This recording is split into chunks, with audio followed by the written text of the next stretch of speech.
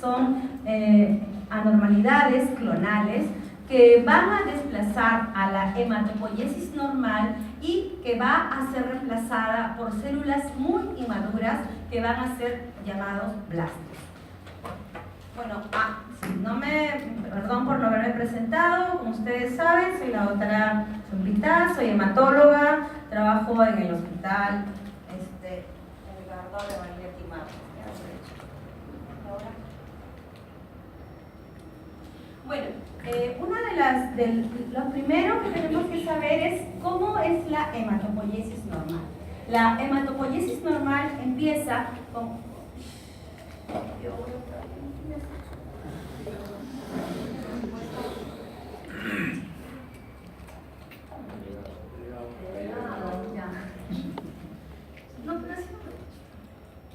Entonces, la hematopoiesis normal, como todos recordamos de nuestras clases de biología, empezaba con la célula madre, ¿correcto? O es la célula stem, que se va diferenciando hacia los diferentes precursores que finalmente son los que vamos a encontrar en la sangre periférica. ¿Qué vamos a encontrar en la sangre periférica normalmente? Vamos a encontrar glóbulos rojos, que nos va a dar el nivel de hemoglobina, plaquetas, que son las que son fracciones de una gran célula que es el megacariocito, y los glóbulos blancos, que van a ser diferenciados en diferentes eosinófilos, neutrófilos, monocitos, linfocitos, y además tenemos a la serie linfoide, a los linfocitos, que van a terminar su maduración en los ganglios y en el hígado y el vaso. Entonces, normalmente es esto lo que nosotros tenemos en un hemograma normal. Entonces, seguimos con la médula ósea, porque cuando nosotros nos preguntan y nos dicen, doctora, ¿y en qué fase está? La leucemia no es un tumor sólido. En muy pocas ocasiones puede formarse los llamados sarcomas granulocíticos, que son tumores sólidos de blastos que pueden formarse, pero usualmente es un tumor líquido. ¿Por qué es un tumor líquido? Porque está en la médula ósea, como ven ustedes aquí. La hematopoiesis se realiza principalmente cuando estamos en la época fetal. ¿En dónde se hace la hematopoiesis? En el hígado y en el vaso. Y cuando ya estamos adultos, es en los huesos largos, en la cadera y en el esternón. Entonces, no voy a preguntar todo esto, solamente es para que ustedes sepan que tenemos una célula madre, tenemos unidades de colonias, por ejemplo, para megacariocitos, para eritrocitos, para granulocitos monocitos y también para la serie linfoide. Entonces, cada una de estas también va a tener diferenciadores que van a hacer que finalmente tengamos una sangre normal. Entonces, ¿qué es lo que nosotros tenemos que tener en cuenta cuando nos reportan un hemograma? El nivel de hemoglobina, el recuento de plaquetas, la cantidad de eosinófilos, de basófilos, de neutrófilos, monocitos y linfocitos. Nada más, no nos van a decir si son linfocitos B o linfocitos T. Pero, por ejemplo, en los niños suele haber predominancia de linfocitos, y es normal, y en los adultos suele haber predominancia de neutrófilos. Definitivamente, en un hemograma normal no nos deben reportar blastos. Si nos reportan blastos en un hemograma, eso es anormal, porque son células que son muy inmaduras y que no están dentro de las células que normalmente encontramos en un hemograma. Me avisan si estoy muy acelerada. Igual, la célula madre y va a diferenciar hacia las diferentes células que nosotros vamos a encontrar. El día de hoy nosotros vamos a hablar de la malignización de la serie mieloide y además la serie megacariocítica y la eritroleucemia, que es la malignización de los precursores eritroides. Mañana ustedes les van a hablar sobre leucemia linfática aguda, que tiene que ver con la malignización de los linfocitos. Y puede ser de estirpe B y de estirpe T. Aquí, otra vez la hematopoiesis, y es porque, es decir, les voy a preguntar. Por ejemplo, la célula madre, cuanto más jóvenes, va a marcar tanto hay marcadores de línea que los podemos encontrar en el citoplasma o en la pared celular. Cuanto más joven es la célula, va a marcar CD117, CD34, y cuanto más madura es, va perdiendo sus marcadores. Por ejemplo, nosotros tenemos aquí, y vamos a hablar de la leucemia promielocítica, ya no va a marcar CD34 porque va a hacer malignización de estadios más maduros, más avanzados de la hematopoiesis. ¿Sí? ¿Me estoy dejando entender? ¿Sí? No estoy hablando en chino mandarín. Bueno, entonces, una médula ósea normal. Una médula ósea normal, ¿qué es lo que tiene? Tiene las células del estroma, que son aquellas que van a dar soporte, van a dar soporte a las células hematopoyéticas. Entonces, ¿qué tenemos en las células hematopoyéticas? ¿Qué encontramos, chicos? Serie eritroide, serie mieloide y serie megacariocítica.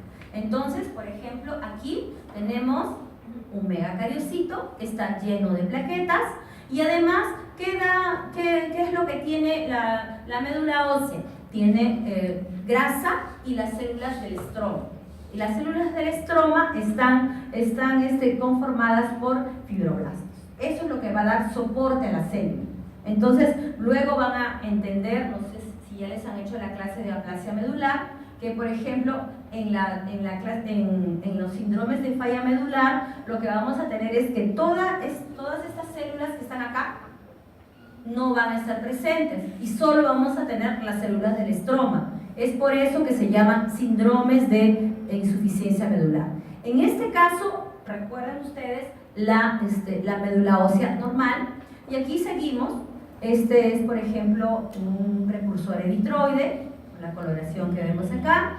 Aquí vemos un megacariocito y las células del estroma. Acá vemos granulocitos, aquí ya vemos polimorfos nucleares que están listos para salir a la sangre periférica. Entonces, esto es un extendido de una médula ósea. ¿Qué pasa en la leucemia aguda en general? En la leucemia, toda esa hematopoiesis es reemplazada por células anormales, que en este caso son blastos. Los blastos, como les decía, son células clonales muy primitivas que van a conservar características de anormalidades. ¿Cuáles son ellas? Células jóvenes, células con la relación núcleo-citoplasma muy anormal, casi toda la célula es núcleo, y además la presencia de nucleolos. Esto es en general. Estoy hablando de leucemia aguda primero. Entonces, como les decía, en el hemograma nosotros vamos a tener primero, ¿qué podemos tener? Podemos tener una pancitopenia. ¿Qué significa la pancitopenia? Disminución de las tres series. ¿Perdón? Disminución de las tres. Disminución de las tres series, es decir, anemia, leucopenia, Trombocito. plaquetopenia, ¿correcto? Entonces, podemos tener también leucocitosis en una leucemia. No necesariamente vamos a tener leucopenia o leucocitosis, pueden haber ambas situaciones. Pero lo que sí no debemos de tener es blastos. Si en la sangre periférica reportan blastos, vamos a ir hacia el estudio para diferenciar y tipificar el subtipo de la leucemia que tenemos, porque el tratamiento va a ser diferente si es de estirpe linfoide o si es de estirpe mieloide. Lo único que le podríamos decir al paciente cuando recién le diagnosticamos, cuando recién tenemos el extendido, es que tiene una leucemia aguda. Y luego, con los estudios de citometría de flujo, que para eso he hablado de los marcadores que hay en el citoplasma y en el núcleo, con los estudios de cariotipo, y en algunos casos la médula ósea también puede ser inaspirable y puede ser necesario hacer biopsia de hueso. Entonces, era lo que me preguntaban. Las leucemias agudas pueden diferenciarse en dos grandes grupos. Tenemos la leucemia linfoblástica aguda, que mañana lo van a ver, y la leucemia mieloide aguda, que va desde la M0, que es la indiferenciada, hasta la M7. Y la leucemia linfática aguda, que al igual que los linfocitos, puede ser de estirpe B o de estirpe T. La más frecuente es la de estirpe B. Entonces, nosotros, para situarnos en el mapa conceptual, las leucemias agudas pueden ser leucemia linfática aguda B, leucemia linfática aguda D, leucemia mieloide M0, M1, M2, M3, M4, M5, M6, M7, ¿no? Y también vamos a hablar de que hay leucemias secundarias, sobre todo en aquellas que tienen leucemia mieloide aguda. Cuando nosotros, entonces, como les decía, ¿qué es de lo que estamos hablando? Estamos hablando de proliferaciones malignas, un cáncer, anormales, que van a acumularse en la médula ósea. Por eso es que nos hemos tomado unos minutos para hablar de la hematopoiesis normal, de qué es lo que usualmente produce la fábrica de la sangre. Entonces, todo eso es reemplazado por estas células anormales. La incidencia es variable, pero en general es de 1 a 3 por cada 100.000 habitantes, en general. Como toda neoplasia, la etiología no va a ser conocida. Hay algunos factores genéticos que son importantes, por ejemplo, personas que tienen fragilidad cromosómica, como las personas que tienen trisomía 21, anemia de Fanconi, tienen más riesgo de hacer rearreglos y por lo tanto formar oncogenes. Además, la exposición a radiaciones, al sol, a virus como el HTLV1, pero el HTLV1 se asocia a un subtipo de leucemia que no es tema, pero que se llama leucemia linfoma células T del adulto. Es otro tipo, el HTLV1 es endémico en las zonas del sur del país y puede dar problemas neurológicos y también un tipo de leucemia, pero que no es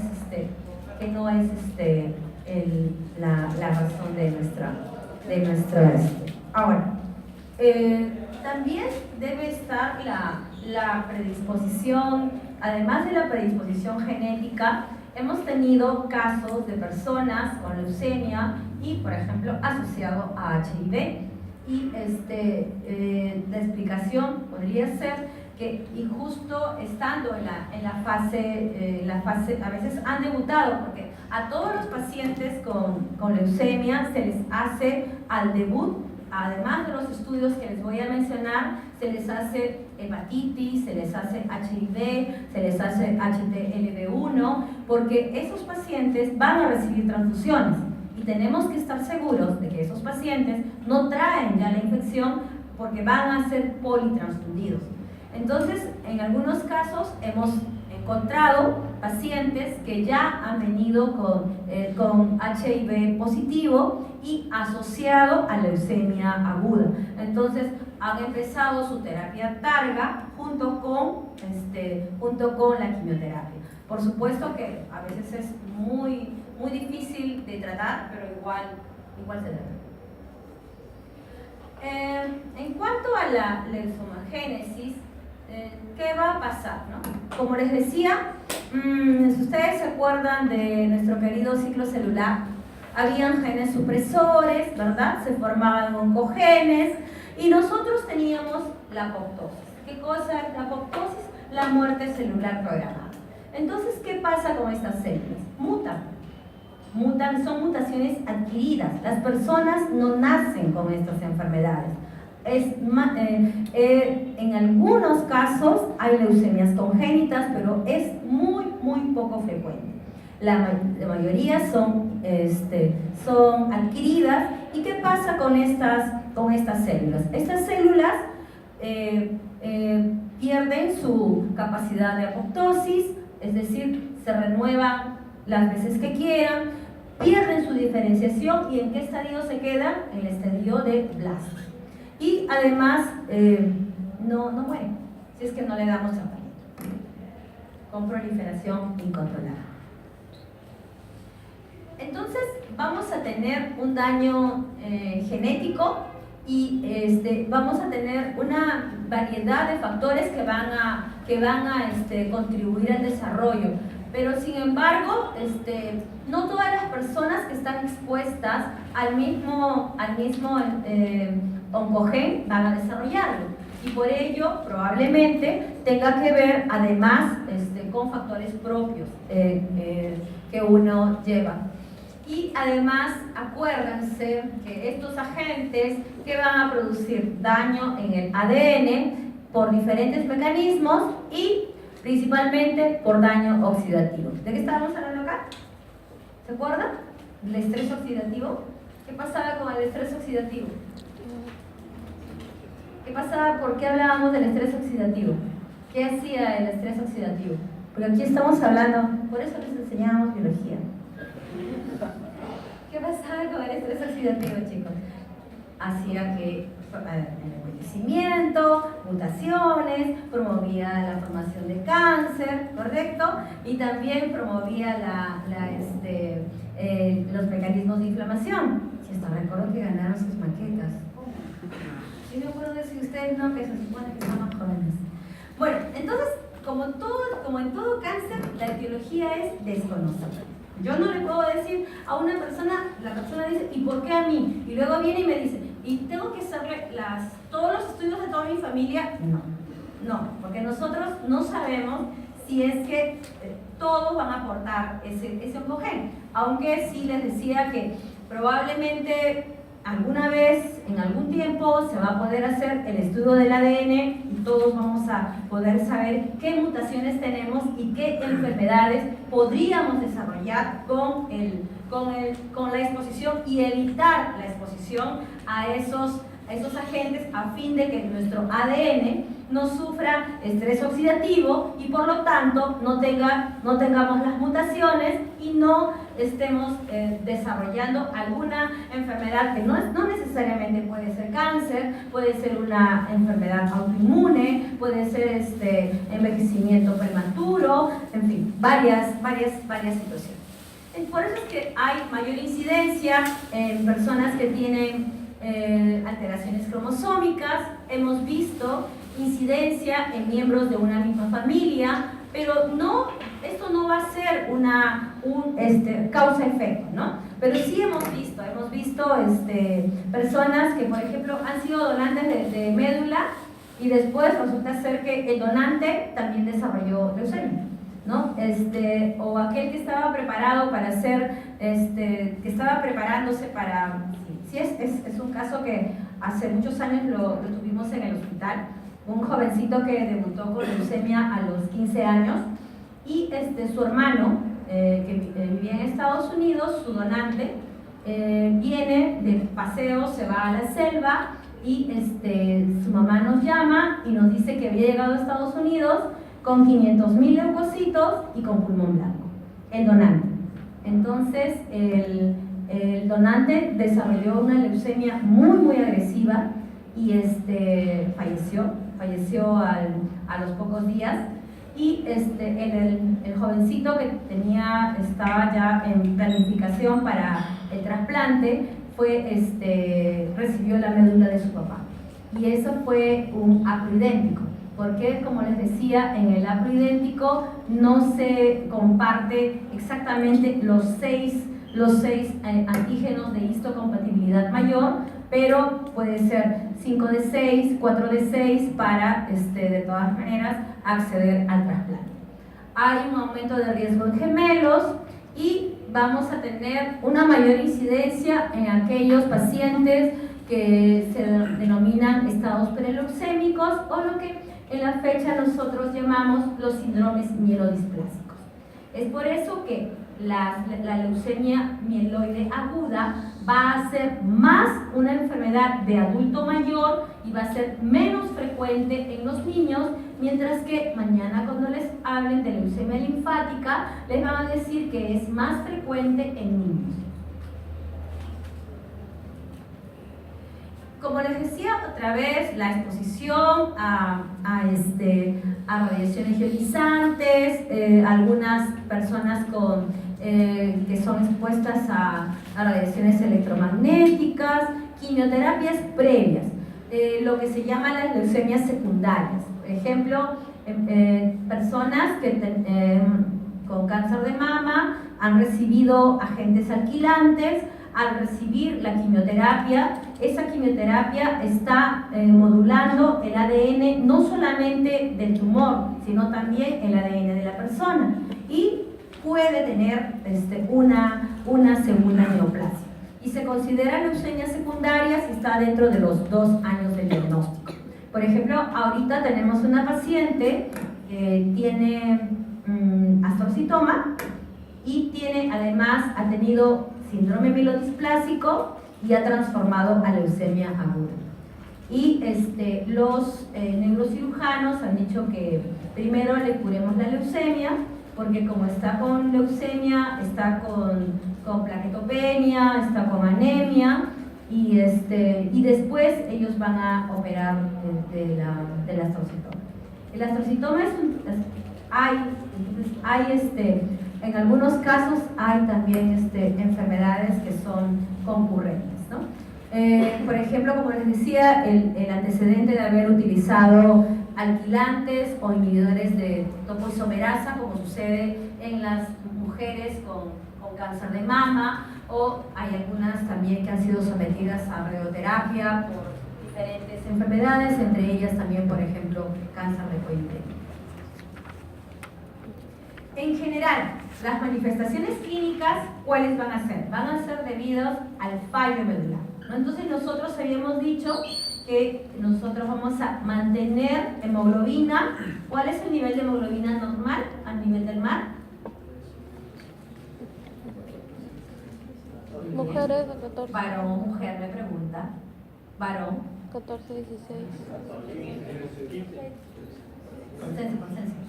Entonces, cuando le pregunten, primero, ¿cuál es el nivel de hemoglobina? Lo primero que me tienen que decir es a nivel del mar, mujeres de 12 a 14, varones de 14 a 16.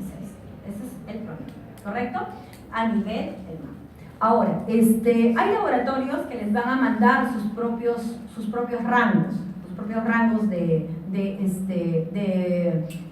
nivel. Lo más importante, una de las cosas que yo quiero que ustedes se lleven como concepto, y por favor, no quiero escuchar que ninguno de mis alumnos diga, ¿cuál es la causa de anemia más frecuente?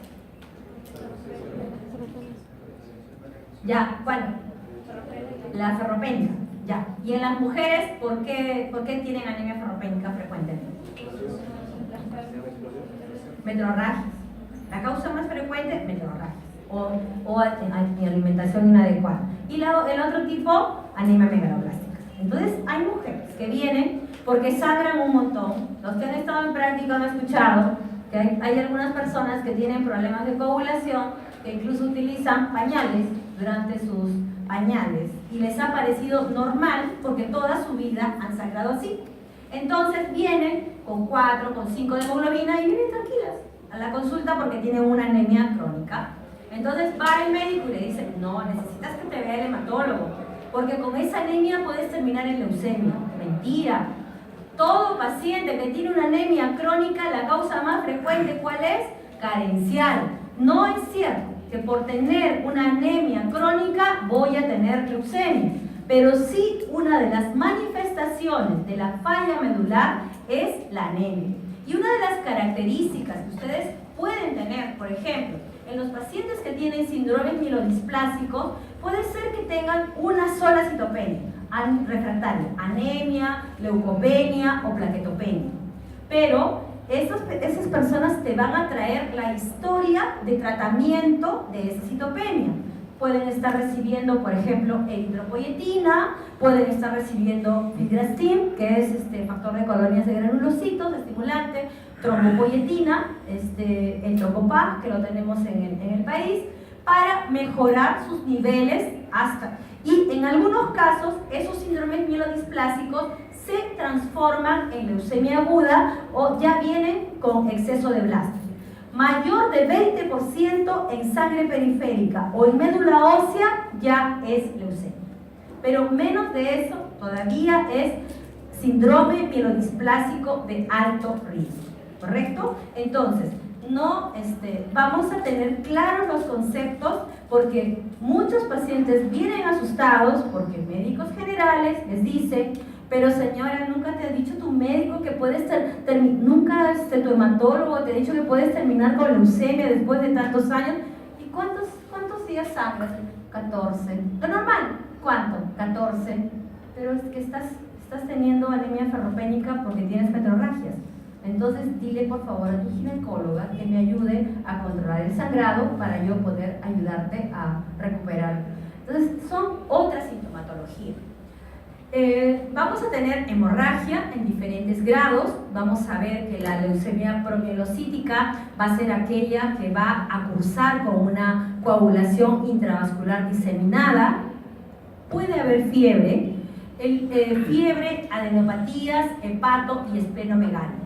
Lo que nosotros llamamos síntomas B. Baja de peso, fiebre, adenopatía, un síndrome linfoproliferativo. Pero la fiebre en leucemia linfática aguda más frecuentemente es expresión de la enfermedad, mientras que en leucemia mieloide aguda la fiebre está más asociada con una infección. Pero en ambos casos yo tengo que iniciar tratamiento con antibióticos hasta demostrar lo contrario. No debo de asumir que esa fiebre es por enfermedad, porque recuerden que ese paciente no tiene defensas, no tiene neutrófilos, no tiene linfocitos, porque todas sus células son malignas. Entonces es una persona que está sin defensas. Y usualmente la persona con leucemia máximo tiene una historia de 2 a 3 meses de evolución. Antes la persona estaba tranquila, incluso háganle un hemograma. Hemos escuchado casos, por ejemplo, hemos tenido el caso de una farmacéutica que trabajaba en el hospital San Bartolomé, y la química farmacéutica llegaba a 5 de hemoglobina. Ya no menstruaba, no tenía sangrados, tenía leucocitos normales, pero con cierta linfocitosis, plaquetas normales. Le transfunden en un policlínico y la mandan a su casa. Otra vez, a las 2 semanas, 5 de hemoglobina, historia, anamnesis, no hay pérdidas, no hay, a veces puede haber dolor óseo por el crecimiento de las células en la médula ósea, y que tenía, y se desmaya en su hospital, y recién la llevan a emergencia, y tenía leucemia mieloide. Tuvimos el caso de un jovencito que vivía en la sierra, y él comenzó a cansarse.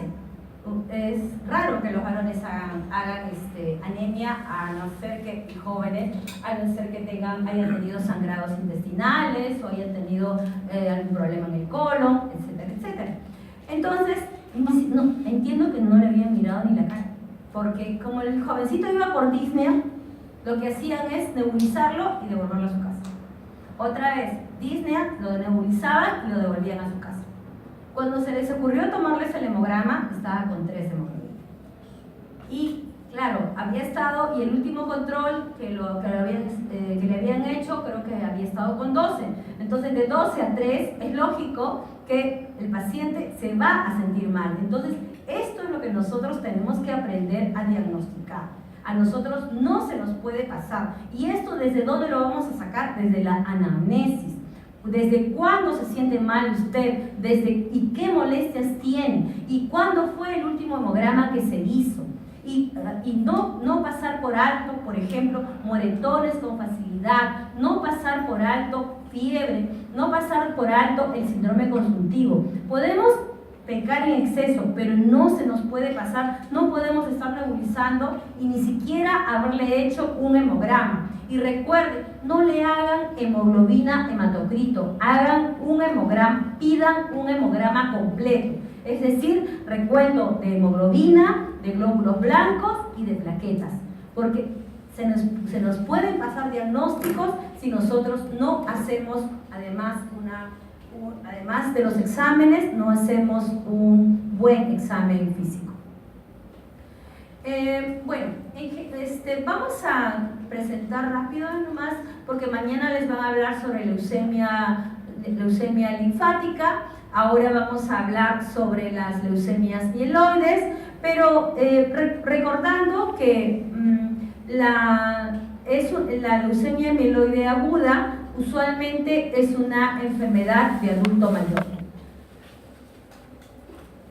La anemia, que se va a expresar en diferentes niveles, las petequias, que van a ser la manifestación de la falla medular por plaquetopenia, usualmente cuando el paciente tiene menos de 20.000 plaquetas.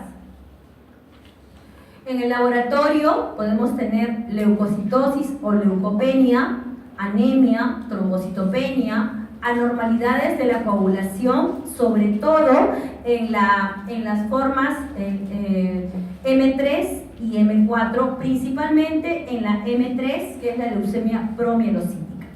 En el mielograma vamos a encontrar blastos en la médula ósea y otros hallazgos que podemos tener, por ejemplo, el incremento de ácido úrico, de DHL, como manifestación del recambio rápido de estas células muy inmaduras que les he mostrado, que son los blastos.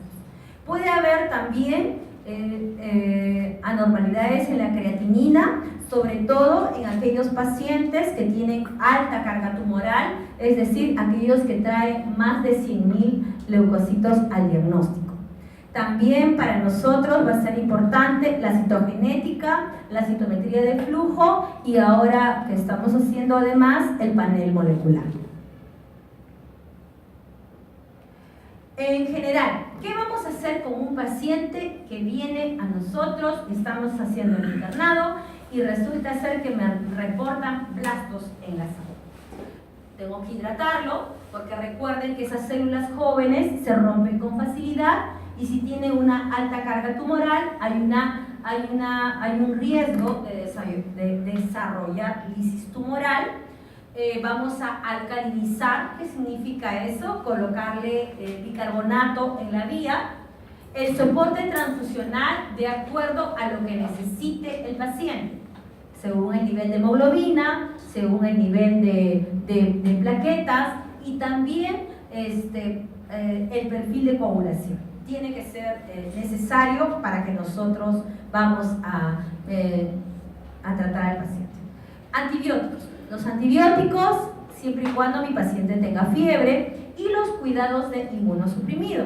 ¿Por qué los cuidados de inmunosuprimido? Porque el paciente, como les había dicho, no tiene polimorfos nucleares, toda la fábrica la médula ósea está llena de blastos. Entonces, ¿cuáles son los cuidados de inmunosuprimido que tenemos que usar?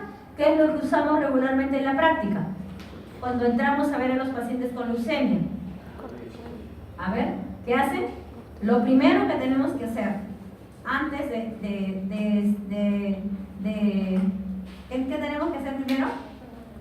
El lavado de manos. Recuerden, primero es el lavado de manos. Segundo, ¿qué tenemos que hacer?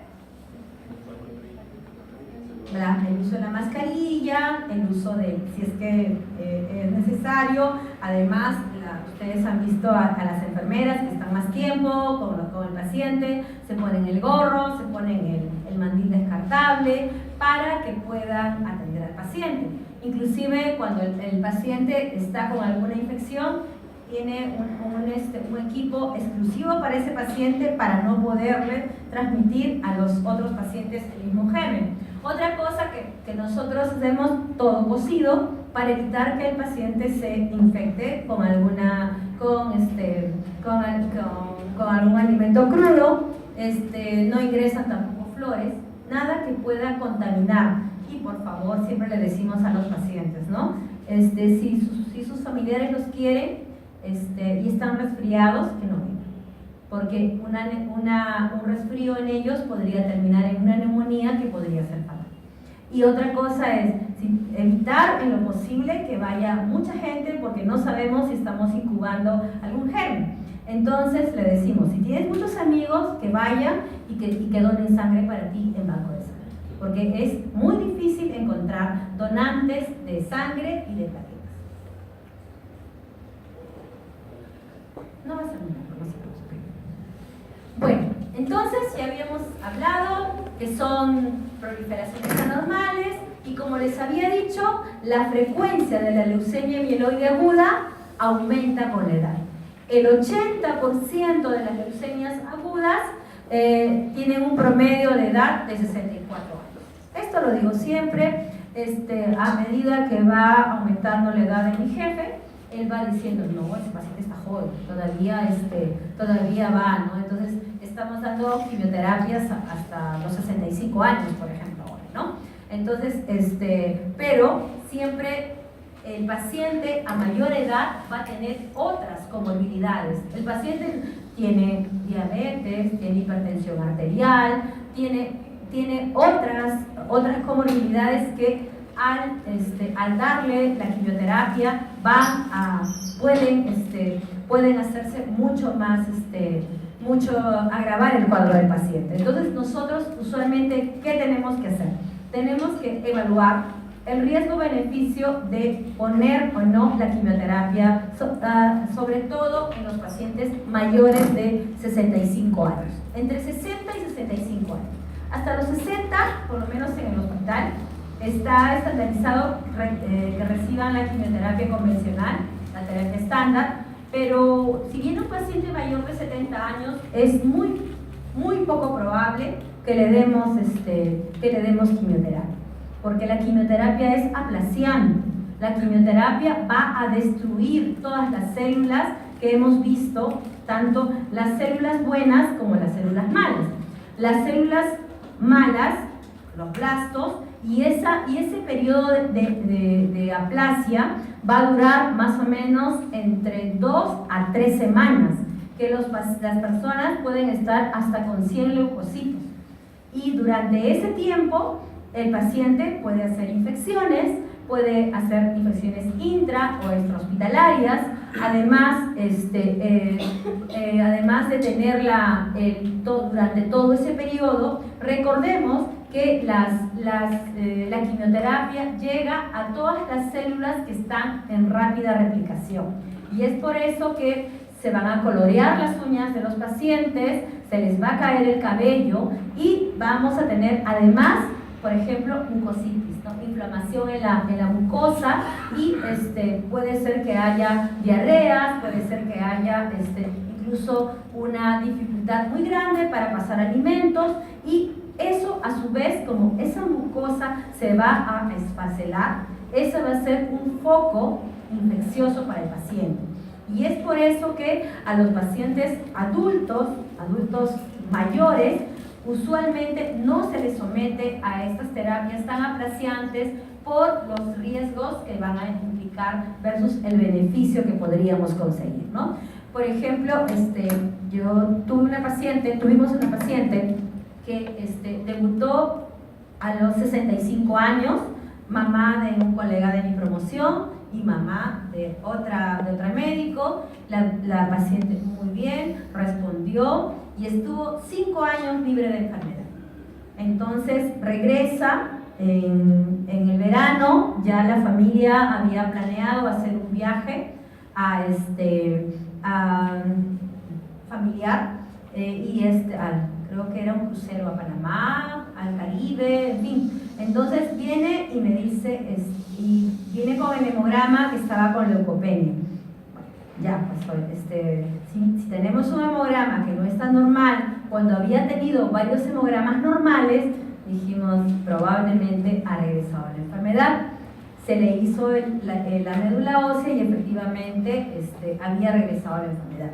Entonces, Sarita, muy inteligente, ella dijo si podía irse de viaje con sus hijos.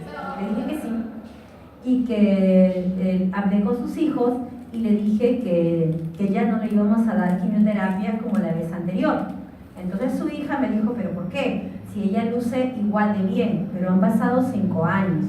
La quimioterapia también es cardiotóxica, sobre todo los antracíclicos que utilizamos en leucemia, en ambas leucemias. Entonces ya no es la misma persona que tratamos hace 5 años. Y se conversó en grupo y fue a terapia paliativa. ¿Qué significa terapia paliativa? Es una forma en la que yo voy a tratar principalmente de darle calidad de vida a la persona. Calidad de vida a la persona, ¿qué significa? Que no tenga dolor, que si está con la hemoglobina baja, transfusiones, si está con un poquito de carga tumoral, podríamos ponerle bajas dosis de quimioterapia subcutánea u oral, y además puede ser que esté con transfusión de platelas, ¿no? Pero a veces te preguntan, ¿y cuánto tiempo le queda? Uno dice de 3 a 6 meses, pero eso es bien relativo, ¿no? Tengo un paciente que ya va casi medio año y el señor debutó con sarcomas granulocíticos aquí a nivel del cuello. Tiene 72 años, un señor muy instruido. Solamente se le dio un poquito de quimioterapia subcutánea y con eso desaparecieron los tumores en el cuello, y se le pone un poquito de factor estimulante de colonias para mantenerlo con una buena cuenta de leucocitos. De vez en cuando necesita transfusiones. El señor viene de buen ánimo, no tiene dolor. Entonces, nada, lo que se hace es monitorizarlo cada 2, cada 3 semanas, ver cómo está su hemograma y si es necesario transfundirlo, y si no, solo observar. Entonces, la terapia en esos casos, en adultos mayores, es individualizada. Esto es lo mismo que habíamos explicado, como un precursor hematopoyético, en este caso la célula madre, ya no va a diferenciarse a lo que normalmente nosotros utilizamos y encontramos, y por lo tanto vamos a tener una acumulación, en este caso, cuando estamos hablando de leucemia mieloide, de células mieloides inmaduras en la médula ósea.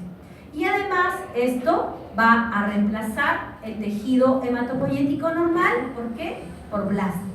Y vamos a tener, por lo tanto, una falla medular, anemia, leucopenia, leucocitosis.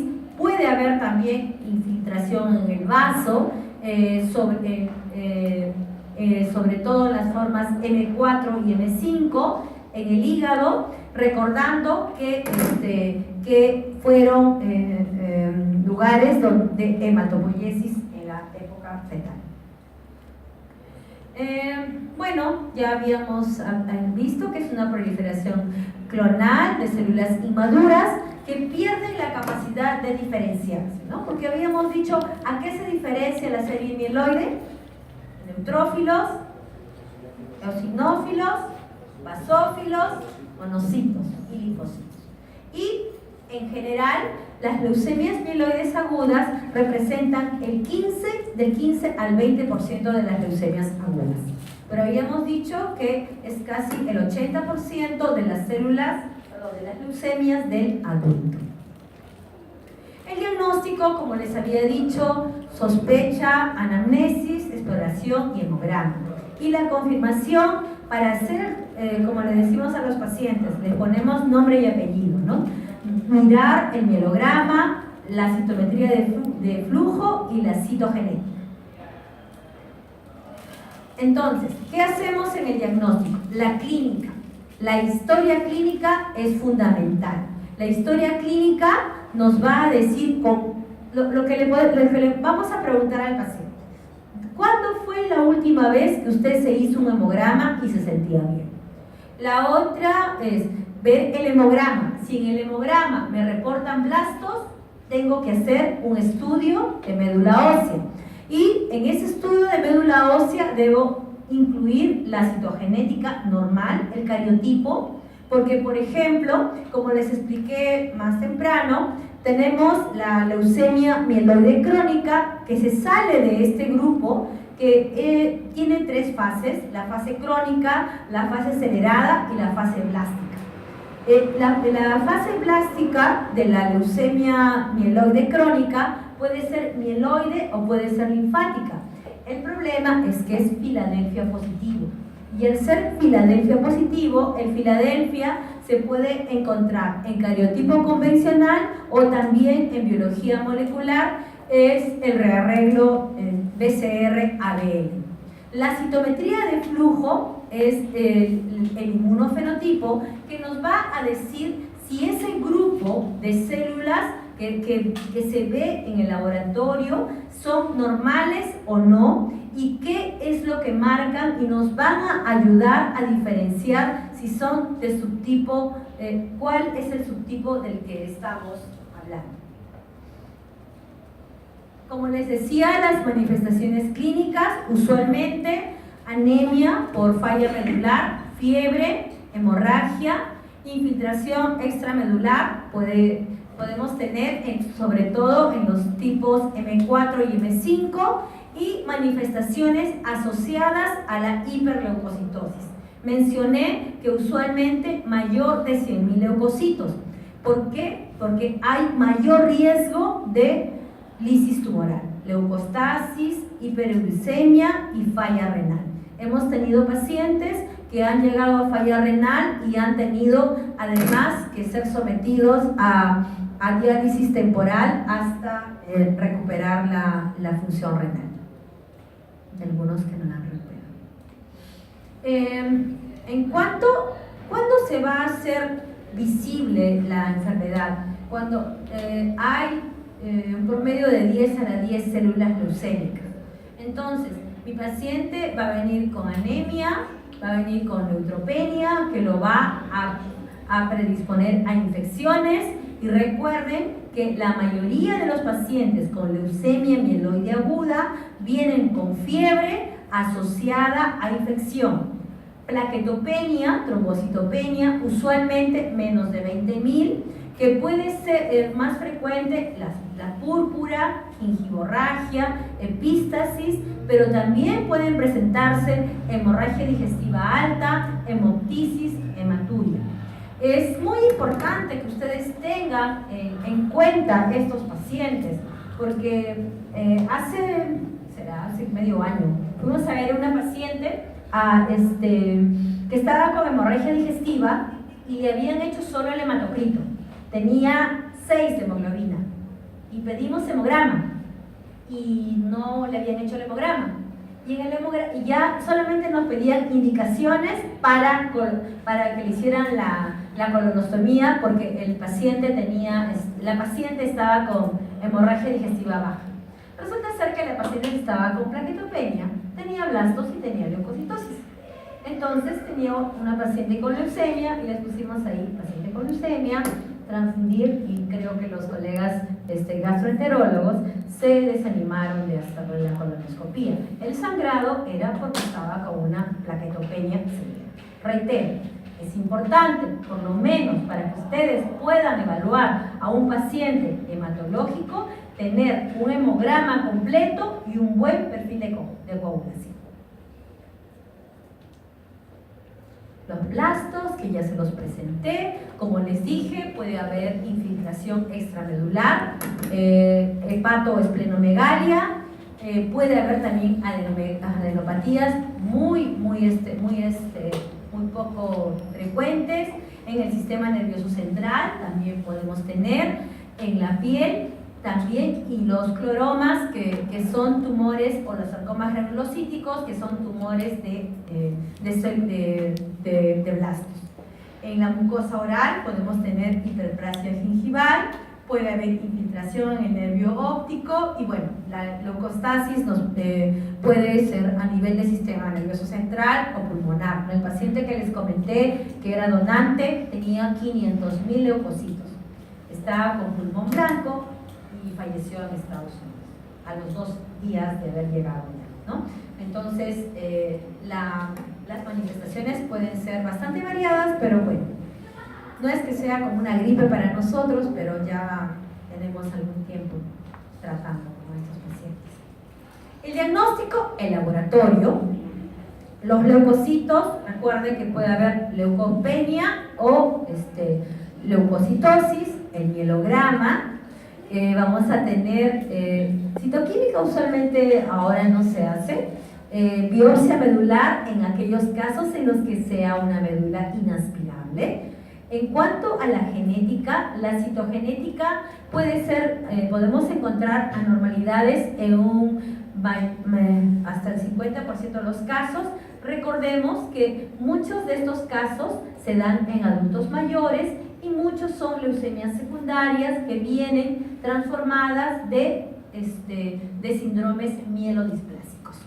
Y además la inmunotipificación, es decir, la citometría de flujo, que me permite decir si es que es, cuál es la estirpe y además cuál es el subtipo de leucemia. En cuanto a qué otras pruebas nosotros necesitamos, DHL, ácido úrico, el calcio, podemos tener una hipoglicemia, pero esto más es por consumo de las células, de la alta cantidad de células que hay en el medio. En cuanto a la clasificación franco-américo-británica, vamos a ver que la mayoría de ellas va a ser mieloperoxidasa positivo, que es marcador de línea, y en la citogenética vamos a tener, en la citogenética convencional, vamos a tener que son de riesgo favorable, por ejemplo, inversión 16 y la translocación 821. La inversión 16 es más frecuente en niños y hemos tenido algunos pacientes con translocación 821 que algunos han sido sometidos a trasplante de médula ósea. Intermedio, tenemos algunas delecciones y malo, delección del 5Q, porque es casi seguro que viene de una displasia transformada, cariotipo complejo, la presencia del cromosoma Filadelfia. En cuanto a los subtipos y la frecuencia, vamos a hablar un poquito más ahora de la leucemia promielocítica, pero como les decía, la clasificación franco-américo-británica va desde la M0, que es no diferenciada, y por eso es que es tan importante completar con la citometría de flujo, porque no tiene gránulos y podría confundirse con una leucemia linfática. También tenemos la M1, que es sin maduración, la M2, en la que ya tenemos un poquito de maduración, la leucemia promielocítica, que es la llamada M3, que ya vamos teniendo granulación, la M4, la mielomonocítica, la M5, la monocítica, y habíamos hablado que la M3 vamos a hablar porque va con una coagulopatía, un CID, que tiene que ser tratado muy pronto, porque lo que puede matar al paciente es el CID antes de que llegue al piso. Es más, cuando está la sospecha de una leucemia promielocítica, los residentes o los médicos van con el ácido transretinoico a la mano, y luego les voy a explicar qué es el ácido transretinoico, van para comenzar el tratamiento, ¿no? Y es muy importante, otra vez, y voy a comentar el caso que ya hablé en la sede, que tuvimos un jovencito que lucía saludable, 16 años, leucocitos normales, hemoglobina 14 y solo plaquetopenia. Hasta ahí, ¿qué parecía? PTI. Le habían comenzado prednisona, pero además a alguien se le había ocurrido pedirle el perfil de coagulación y tenía hipofilinogenemia.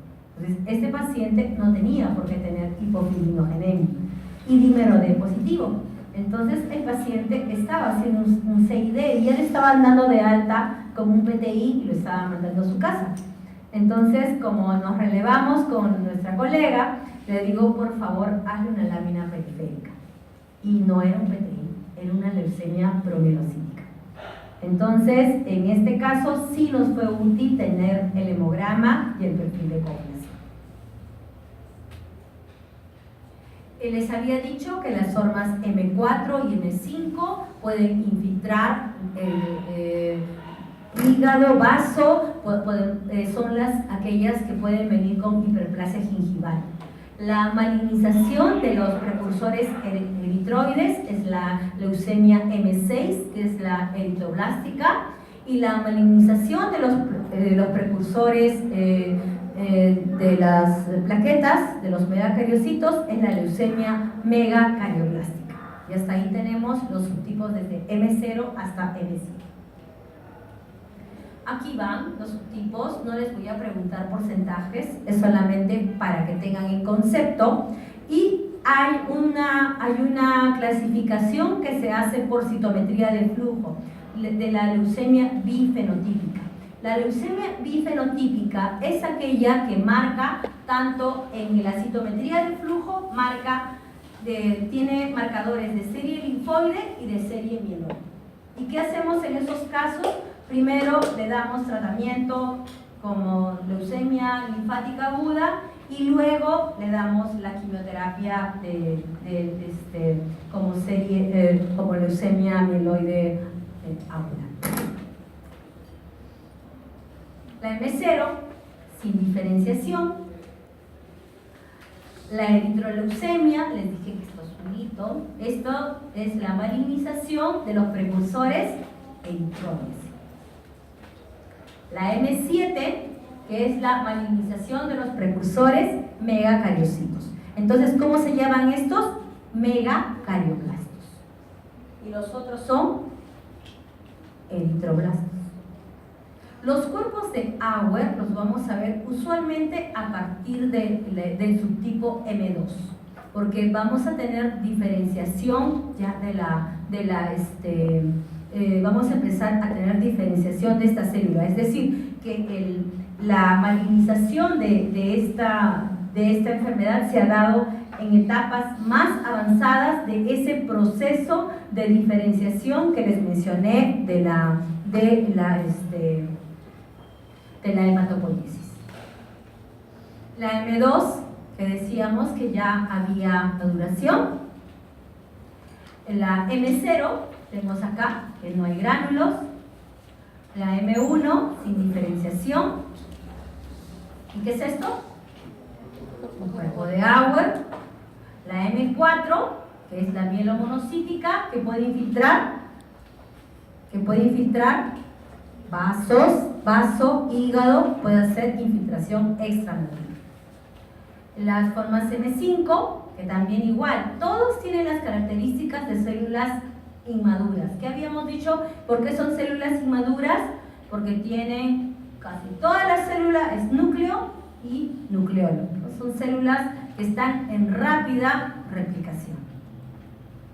M6 es la eritroleucemia, miren la incidencia, y la M7 es la megacariocítica. Entonces, los factores pronósticos van a estar de acuerdo a la edad, a la citogenética, leucocitosis al diagnóstico, si es una leucemia secundaria y según el grupo franco-américo-británico. Y vamos a ver, por ejemplo, que el subtipo M3, por eso lo voy a separar de todo, tiene otro pronóstico y tiene otro tratamiento. Y recuerden que también el paciente cuando se va a trasplantar en remisión. Entonces, olvidémonos de la novela que viene, que dice que se está muriendo, que no responde a la quimioterapia, que no responde a nada, y de pronto aparece el medio hermano y le salvó la vida. Mentira, no existe el paciente para que pueda ser trasplantado tiene que estar en remisión. ¿Qué significa que el paciente esté en remisión? Significa que tiene que estar con enfermedad controlada, es decir, menos de 5% de blastos, hemoglobina por lo menos 10, mayor de 1500 polimorfos nucleares y plaquetas normales. Entonces, no es correcto, porque ustedes van a ver, muchas veces ha salido en televisión y dice, mi hijo está con cáncer y lo están dejando morir, porque lamentablemente estas enfermedades, el ADN es tan cambiante que aprenden a defenderse de la quimioterapia que les damos y tienen un límite de tratamiento. Les había dicho que cuál es por qué nos limita el tratamiento, porque son cardiotóxicos, entonces no podemos dar muchos ciclos de quimioterapia porque el paciente, en lugar de hacerle un beneficio, podemos precipitar mortalidad.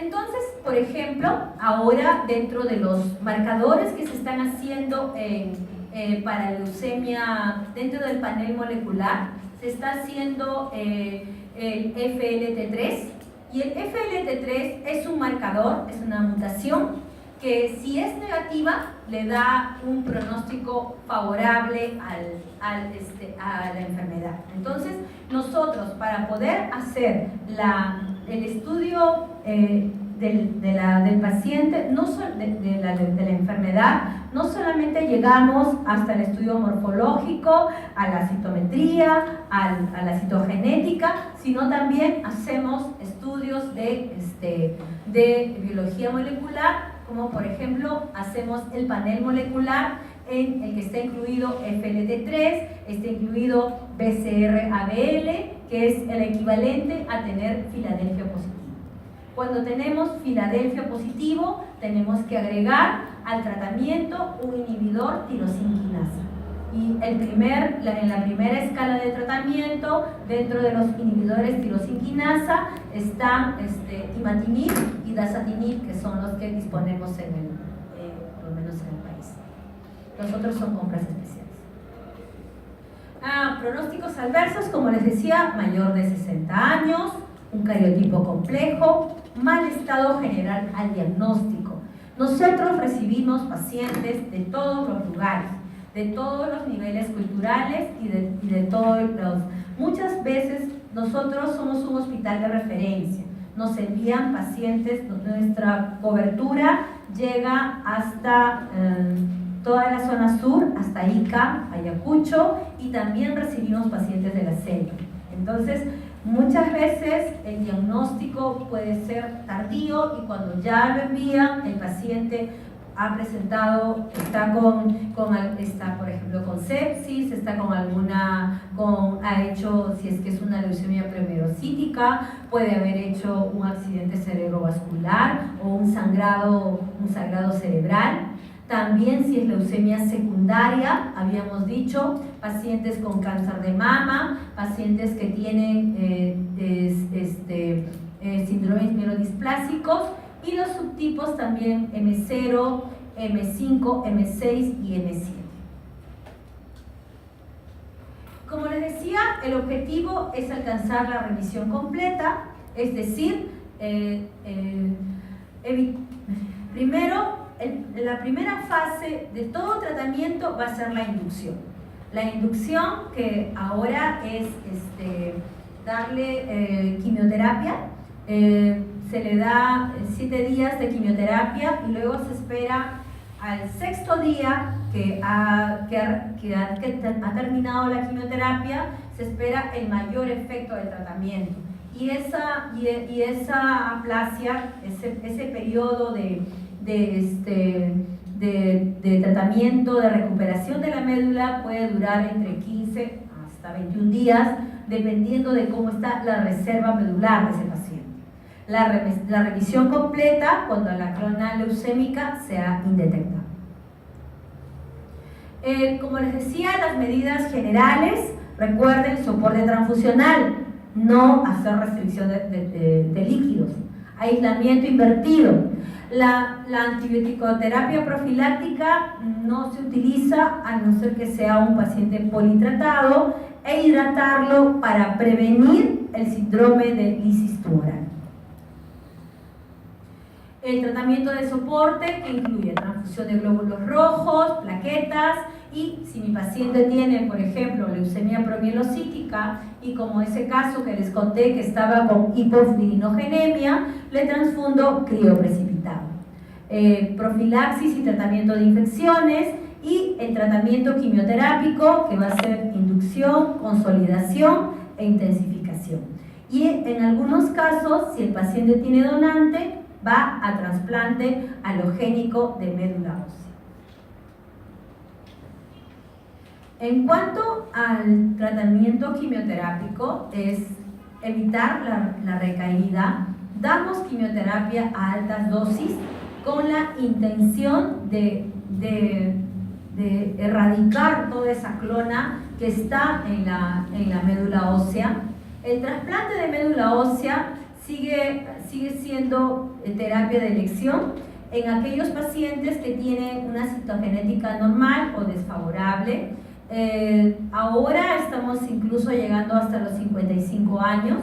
Como les decía, a medida que avanza mi jefe en edad, va aumentando la edad del trasplante. Y el trasplante alogénico, y aquí me falta poner el haploidéntico, que también es una forma de trasplante alogénico. El trasplante puede ser alogénico, autólogo. El autólogo no se utiliza en leucemia mieloide aguda, antes se utilizaba, y se ha visto que no. ¿Qué es el autólogo? El autólogo es aquel que cuando yo tengo,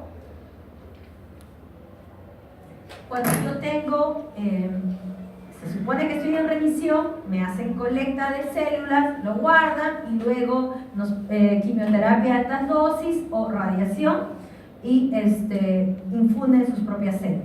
El trasplante autólogo a la fecha se está haciendo, se hace en el hospital para mieloma múltiple, para linfomas. Antes se proponía, la escuela española proponía hacer trasplante autólogo, pero se ha visto que no hay beneficios. En cuanto al halogénico, el halogénico puede ser relacionado y no relacionado. Relacionado, un hermano de papá y mamá que sea full compatible, 6/6, histocompatibilidad mayor. No relacionado, no tiene donante, se busca a nivel internacional y se ve si a nivel internacional hay algún donante que pueda ser compatible. Creo que algunos de ustedes han estado rotando cuando el 14 de junio se celebró el Día Mundial del Donante y donaron sangre, y también estuvieron haciendo la promoción de que ya se va a tener banco de médula a nivel nacional. Porque nuestra genética, nuestras células, nuestra idiosincrasia es propia. Entonces, lo ideal es tener un banco de células para un trasplante no emparentado, para poder donar también en algún momento médula ósea a alguna persona. Haploidéntico es de papá, usualmente es papá. Mamá, en algunos casos, ¿por qué? Porque las mamás, a veces tenemos varios hijos, a veces solo uno. A veces, entonces, cada vez que nosotras tenemos a mayor cantidad de hijos, a mayor paridad, hay mayor formación de antígenos y mayor probabilidad de hacer autoanticuerpos. Recuerden ustedes que en el trasplante de médula ósea lo que hace es la enfermedad injerto versus huésped. ¿Qué pasa ahí? Las células inmunocompetentes trasplantadas atacan a las células del receptor. Por eso es que, por ejemplo, si encontramos que tienen 5 hermanos, y de los 5 hermanos hay un varón y 2 mujeres que son donantes, de preferencia vamos a escoger al varón, y de las mujeres, la que tenga menos hijos, y de preferencia, si no ha tenido hijos, mejor. En cuanto a los donantes de médula ósea pediátricos, también se hace.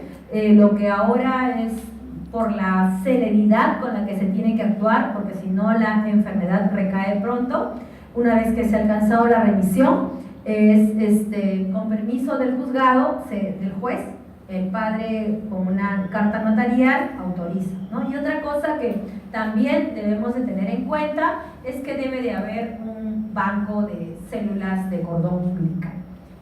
La moda que hay ahora de guardar el cordón umbilical en realidad no es útil porque no nos va a servir. Primero, porque esas células de cordón umbilical solo viven 19 años. Y si yo lo voy a necesitar, sería como un trasplante autólogo. Entonces, si yo estoy diciendo que no me sirve el trasplante autólogo, y si de repente lo necesito cuando tengo 15, 16 años, mi peso ya no va a ser, y la cantidad de células que va a haber en ese cordón ya no va a ser suficiente. Entonces, lo que sí debería de haber es un banco nacional de células de cordón, porque también se pueden encontrar células madre en el cordón umbilical. Damos 7×3, que es 7 días de araminoácido de citosina y 3 días de antracíclico. En FAB-M3 damos atra más antracíclico. En el síndrome, hay prevenir el síndrome de lisis tumoral, anomalías metabólicas, hay que tener cuidado. Hiperuricemia, damos allopurinol. Hipercalemia, hidratar bien a nuestro paciente. Hipocalcemia, el DH elevado, hay que tener cuidado, ese paciente puede hacer síndrome de lisis tumoral. La leucemia promielocítica tiene, si les voy a dar unos minutos es porque seguramente va a venir alguna pregunta de acá, ¿no? La leucemia promielocítica es el subtipo FAB-M3. Es una leucemia con diferenciación. ¿Qué quiere decir? Que las células han avanzado hasta la fase de promielocito.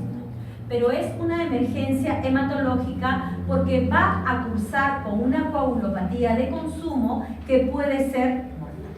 Y dentro del grupo FAB ha sido clasificado como el subtipo M3.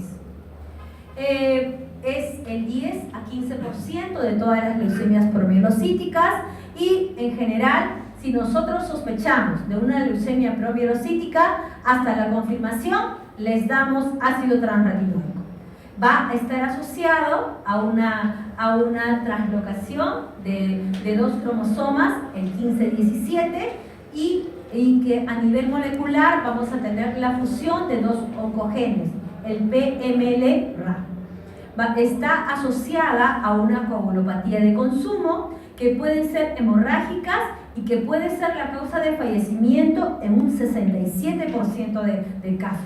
El diagnóstico es morfológico y es la única leucemia que si es tratada dentro de los primeros días de diagnóstico es curable, y es el único subtipo que va a recibir 2 años de mantenimiento. Las otras leucemias no. Las otras leucemias les dije que era inducción, consolidación y intensificación, o además podrían recibir, si son Filadelfia positivo, un inhibidor tirosiquinasa, o si tienen un donante, trasplante de médula ósea. Las variantes hipergranular y microgranular, en la citometría de flujo, recuerden, ya no tiene CD34 porque ya ha madurado más allá de la célula madre. ¿Se acuerdan que comencé esta charla hablando de que la célula madre, la célula stem, marca CD34 y HLA negro? Sí va a marcar CD33 positivo, que es marcador de serie mieloide. Aquí tenemos a la leucemia promielocítica. Miren la cantidad de gránulos que hay acá. Igual. La presentación clínica, como les decía, puede ser compleja. Ya les mencioné el caso de ese jovencito que parecía un PTI y al final vimos que tenía dilinógeno bajo y dímero D positivo, y le dijimos no, suspende la prednisona y quédate porque tienes leucemia. La vez pasada estuvimos en la emergencia con un jovencito de 23 años y que había ido por epistasis a la emergencia. Una anemia moderada, pero una epistasis que había sido tan importante que le había llevado inclusive a taponamiento nasal. Entonces vimos, olimos, dijimos, este es problema. Vamos a hacerle. Desde que se volteó, empezó a sangrar por la nariz. Por favor, cama urgente porque tenemos un paciente con promielocítica en la emergencia, ¿no? Entonces, el problema y además en el hemograma nos reportaban promielocitos 5%, ¿no? Pero además lo que más nos llamaba la atención es la diátesis hemorrágica y que nos reportaban blastos en la médula ósea, perdón, en la sangre periférica. El diagnóstico es morfológico, pero sin embargo yo no debo esperar que me salga la citogenética 15-17 para comenzar. Tengo que comenzar, como les decía, con este paciente que les he comentado, cuanto antes con el ácido transretinoico, el ATRA. En cuanto a la biología molecular, se busca la fusión PML-RAR, que se determina por PCR, que también se hace en el hospital. ¿Para qué? Se hace tanto para diagnóstico como para seguimiento, para ver si efectivamente el paciente al año ha conseguido remisión molecular y este paciente luego pasa a la fase de mantenimiento. Recuerden que el subtipo FAP-M3 es el único subtipo de leucemia mieloide aguda que tiene 2 años de terapia de mantenimiento. Estoy hablando de leucemia mieloide aguda. Aquí está, por biología convencional, la translocación 15-17 y la fusión PML-RAR por biología molecular. El tratamiento, lo más precoz posible, plaquetas, plasma fresco congelado, crioprecipitado. ¿Qué vamos a darle de tratamiento? Ácido transretinoico y antracíclico. Consolidación y mantenimiento. Entonces, la M3 es la única que tiene 2 años de mantenimiento. Y es la potencialmente curable y la que muy pocas veces va a necesitar trasplante de médula ósea. Si es que hay recaída, tenemos la posibilidad de usar trióxido de arsénico, que todavía no está en el país, pero está indicado en caso de recaída, que es en muy pocos casos que sucede esta patología. Brevemente les voy a contar, ¿no? Hace algún tiempo, el año pasado, a la mayoría de nuestros pacientes con leucemia nos decían, no, leucemia no pasa a cuidados intensivos, se va a morir. Entonces, lamentablemente, a uno de los colegas que trabaja en cuidados intensivos, a su hijo le dio leucemia. Y su hijo de 30 años, pero le dio la promielocítica. Yo le dije, no se preocupe, esto va a ser así, es como una gripe para nosotros. ¿Cómo vas a hablar así? Pero es promielocítica, doctor, no se preocupe. Y nos decía, ¿y no le van a cambiar el catéter? Porque nosotros en la UCI le cambiamos cada 3 días. No, doctor, nosotros le ponemos un mes y durante ese mes se le cura el catéter.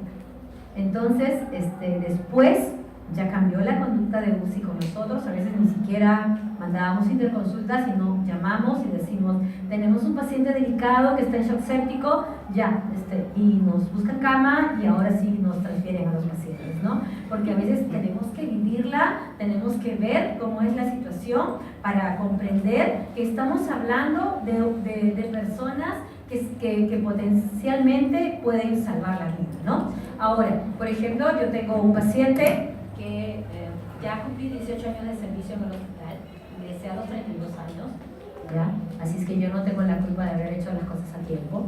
Mi paciente tuvo leucemia mieloide aguda y era albañil. Entonces yo lo mandé a jubilación, pues, ¿no? Porque yo dije, ¿cómo va a trabajar si tiene el diagnóstico de leucemia? Han pasado 18 años y el señor sigue vivo, porque tenía translocación 821. Pero uno no sabe, es un albur, no tenía donante, no se le trasplantó. A los 11 años más o menos de supervivencia, lo llamaron de la ONP porque pensaban que estaban suplantándolo y que ya estaba muerto, ¿no? Entonces fue y no, pues estaba vivo, ¿no? Y hace poco se ha casado su hija y ha ido al matrimonio de la hija y de vez en cuando me dice, doctor, ¿y me puedo tomar mis vinitos? Y, doctor, ¿y puedo tomar mis cafecitos? Cuando soy cafeinómana y no tengo autoridad moral para decirles que no. Entonces recuerden la leucemia propiótica. Para nosotros también es una hora compleja.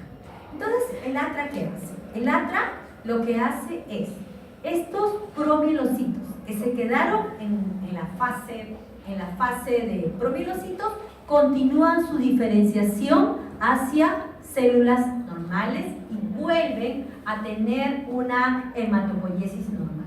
La inducción demora 3 meses, pero ellos solamente están hospitalizados aproximadamente de 3 a 4 semanas, que es cuando recuperan, empiezan a recuperar su hemograma, ¿no? Pero esto, recuerden, es por eso que es fundamental que ellos comiencen a recibir el ATRA.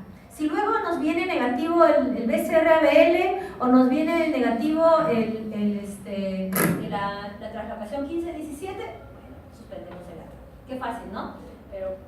Pero es así, pues, porque si no se nos puede morir el paciente. Lo que pasa es que el ácido transretinoico, creo que vienen 100 cápsulas, perdón, y me parece que está a 1000 soles el frasco, pero nada que ver con hemofilia, pues, ¿no? Es mucha descarga. Recuerden ustedes que también se puede presentar el síndrome ATRA, es muy poco frecuente, pero se puede presentar en aquellas pacientes que están dentro de los primeros días de tratamiento con ATRA. Puede presentarse con fiebre, insuficiencia respiratoria, infiltrados pulmonares. ¿Y qué hacemos en este caso? En estos casos vamos a suspender el ácido transretinoico y vamos a dejar solo con quimioterapia en ese momento. Es muy importante que nosotros lleguemos a la diferenciación, porque puede ser también una neumonía, puede ser una infección nosocomial, puede ser una insuficiencia cardíaca, puede ser también una complicación del ATRA, complicaciones cardíacas. Hace poco tuvimos un paciente que un paciente con leucemia promielocítica que ya estaba en remisión y va a la emergencia con insuficiencia cardíaca y con todos los signos de infarto y estaba recibiendo ATRA. Nosotros dijimos, síndrome ATRA, pero estaba ya un poco lejos de la fecha como para pensar en que sea para mala suerte de él, había desarrollado un infarto, además de tener leucemia promielocítica. Menos mal, estaba en remisión, estaba con un buen hemograma, estaba con plaquetas buenas, y por ahí un buen cardiólogo buena gente, le hizo un cateterismo, y en el cateterismo le sacó el pequeño trombito que tenía en la arteria coronaria, ¿no? Entonces, entonces ya el señor ha vuelto a recibir su tratamiento, pero por ejemplo, en ese caso se ha decidido que no se le va a dar antracíclicos, porque tiene daño cardíaco. Va a ir de frente a mantenimiento, porque ya alcanzó remisión y no podemos darle quimioterapia porque es cardiotóxica. Entonces, en algunos casos tenemos que hacer terapia diferencial. Ojo que les estoy contando de algunos casos porque a veces nos pide colocarles casos clínicos para que ustedes hagan su decisión terapéutica. Bueno, como si les he puesto, un buen médico siempre tratará como le gustaría que traten a su familia, pero sin involucrarnos con el paciente. Hemos visto, por ejemplo, ahorita tenemos una paciente que es ginecóloga, viene su compañero de promoción, revisa la historia y nos dice, háganle un electrocardiograma, háganle esto, háganle aquello. No, le hemos dicho, por favor, usted, si no lo llamamos, nosotros lo que tenemos que hacer es preguntar, saber y ayudar con transfusiones de sangre, de plaquetas. Entonces, por ejemplo, paciente adulto mayor de 70 años, 80 años, que viene con blastos, más de 30%, más de 20%, ¿qué haré con ese paciente? ¿Le voy a dar quimioterapia como primera elección? ¿Lo voy a trasplantar? ¿Qué voy a hacer con ese paciente que tiene 70, 80 años y que está con leucemia de útero? Si les conté de mi paciente. Terapia paliativa. ¿Y qué significa la terapia paliativa?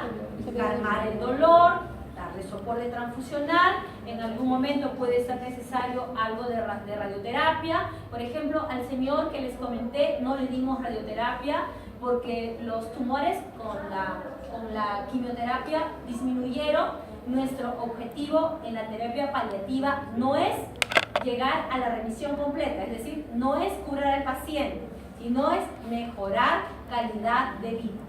Si el paciente está al debut y viene con una alta carga tumoral, a veces lo que hacemos es darle un poquito de quimioterapia para bajar la carga tumoral y luego poder comenzar la quimioterapia para prevenir el síndrome de lisis tumoral. Un paciente para que sea candidato a trasplante de médula ósea tiene que estar en remisión completa.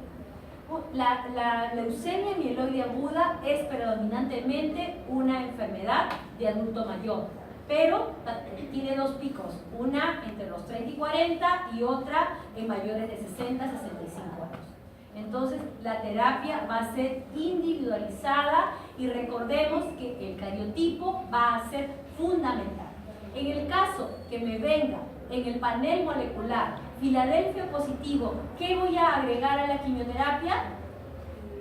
Un inhibidor tirosina. ¿Por qué? Porque el cromosoma Filadelfia, ¿qué hace? Hace que se sobreexprese la tirosina. Y la sobreexpresión de la tirosina, ¿qué hace? Que esas células lo mismo. Pierdan su apoptosis, muerte celular programada, se proliferen como quieren, cuando quieren y no lo quieren, ¿no?